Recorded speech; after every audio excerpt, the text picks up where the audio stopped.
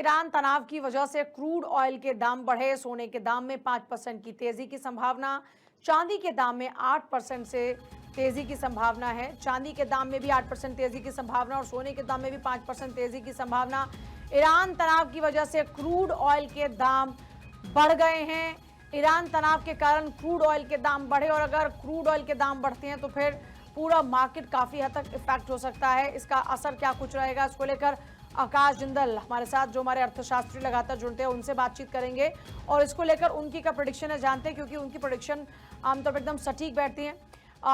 आकाश जी, क्या इसका असर देखने को मिलेगा आने वाले दिनों में, क्योंकि ईरान तनाव के कारण से हम देख रहे हैं क्रूड ऑयल के दाम बढ़े हैं और अगर क्रूड ऑयल के दाम बढ़े हुए हैं तो फिर हम ये मानकर चले कि पूरी दुनिया में इसका एक लार्जर स्केल पर इफेक्ट देखने को मिलेगा। I think you have put it very well. बहुत सही आपने बात की। क्रूड ऑयल के दाम बढ़ते हैं तो क्या होगा, इसका पूरी ग्लोबल इकोनॉमी पे नेगेटिव इम्पैक्ट पड़ेगा, बिकॉज एनर्जी का एक बहुत इंपॉर्टेंट सोर्स है और already global economy slow down का शिकार है।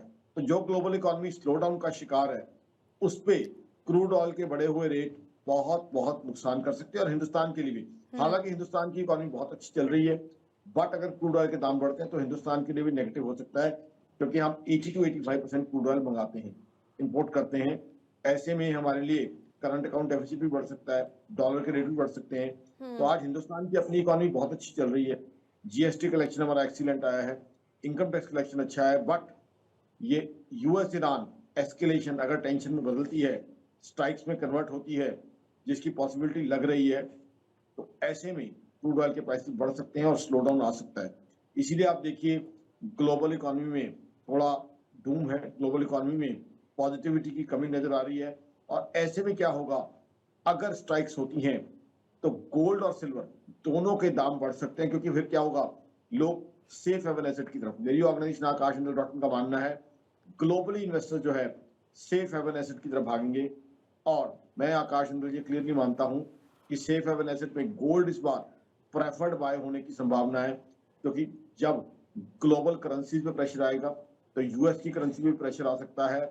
और साथ ही साथ मिडिल ईस्ट में जो है हमारे लिए सबसे इंपॉर्टेंट जो है हॉर्मुज स्ट्रेट की बात है। अगर हॉर्मुज स्ट्रेट बंद होती है, स्ट्रेट ऑफ हॉर्मुज बंद होती है, तो ग्लोबल इकोनॉमी प्रेशराइज हो सकती है। ऐसे में गोल्ड की बाइंग बढ़ने की काफी हद तक संभावना है। तो आई थिंक अभी तो हमें वॉचफुल रहना होगा कि क्या होता है, किस तरीके से चीजें बदलती हैं। ऑलरेडी सरकारों की तरफ से लोगों को वहां पे सजेशन आ रही है कि वो छोड़ के अपनी कंट्री वापस आ जाए।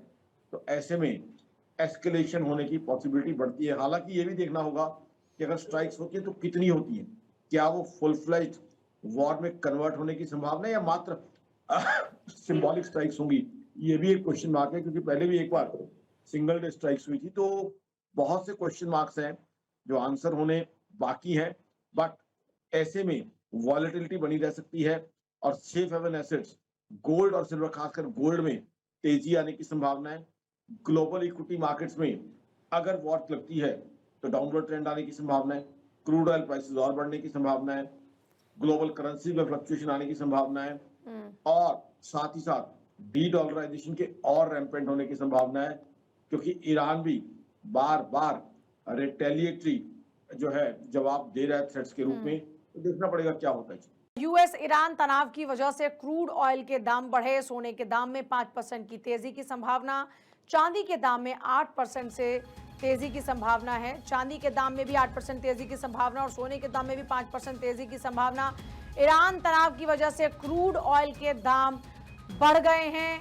ईरान तनाव के कारण क्रूड ऑयल के दाम बढ़े और अगर क्रूड ऑयल के दाम बढ़ते हैं तो फिर पूरा मार्केट काफी हद तक इफेक्ट हो सकता है। इसका असर क्या कुछ रहेगा, इसको लेकर आकाश जिंदल हमारे साथ, जो हमारे अर्थशास्त्री लगातार जुड़ते हैं, उनसे बातचीत करेंगे और इसको लेकर उनकी क्या प्रेडिक्शन है जानते हैं, क्योंकि उनकी प्रेडिक्शन आमतौर पर एकदम सटीक बैठती है।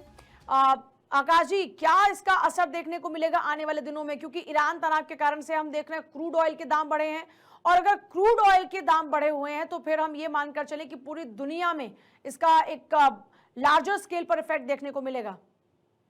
I think you have put it very well. बहुत सही आपने बात की।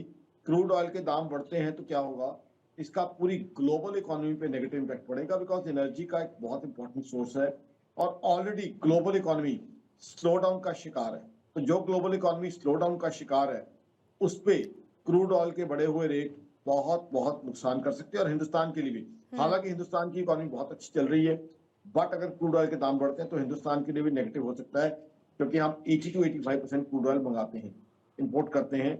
ऐसे में हमारे लिए करंट अकाउंट डेफिसिट भी बढ़ सकता है, डॉलर के रेट भी बढ़ सकते हैं। तो आज हिंदुस्तान की अपनी इकोनॉमी बहुत अच्छी चल रही है, जीएसटी कलेक्शन हमारा एक्सीलेंट आया है, इनकम टैक्स कलेक्शन अच्छा है, बट ये यूएस ईरान एस्केलेशन अगर टेंशन में बदलती है, स्ट्राइक्स में कन्वर्ट होती है, जिसकी पॉसिबिलिटी लग रही है, तो ऐसे में क्रूड ऑयल के प्राइस बढ़ सकते हैं और स्लो डाउन आ सकता है।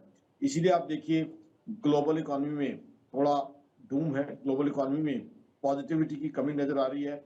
और ऐसे में क्या होगा, अगर स्ट्राइक्स होती हैं तो गोल्ड और सिल्वर दोनों के दाम बढ़ सकते हैं, क्योंकि फिर क्या होगा, लोग सेफ हेवन एसेट की तरफ, मेरी ऑर्गेनाइजेशन आकाश इंदल डॉट कॉम का मानना है, ग्लोबली इन्वेस्टर जो है सेफ हेवन एसेट की तरफ भागेंगे। और मैं आकाश इंदल जी क्लियरली मानता हूं कि सेफ हेवन एसेट में गोल्ड इस बार प्रेफर्ड बाय होने की संभावना है, क्योंकि जब ग्लोबल करेंसीज पे प्रेशर आएगा तो यूएस की करेंसी पे प्रेशर आ सकता है। और साथ ही साथ मिडिल ईस्ट में जो है हमारे लिए सबसे इंपॉर्टेंट जो है हॉर्मुज स्ट्रेट की बात है। अगर हॉर्मुज स्ट्रेट बंद होती है, स्ट्रेट ऑफ हॉर्मुज बंद होती है, तो ग्लोबल इकोनॉमी प्रेशराइज हो सकती है। ऐसे में गोल्ड की बाइंग बढ़ने की काफी हद तक संभावना है। तो आई थिंक अभी तो हमें वॉचफुल रहना होगा कि क्या होता है, किस तरीके से चीजें बदलती हैं।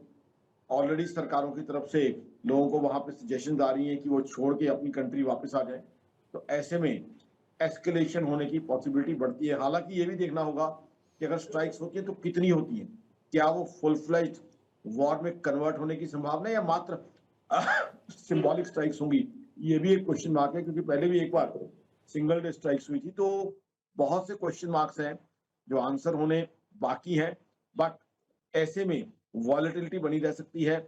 और सेफ हेवन एसेट्स गोल्ड और सिल्वर, खासकर गोल्ड में तेजी आने की संभावना है।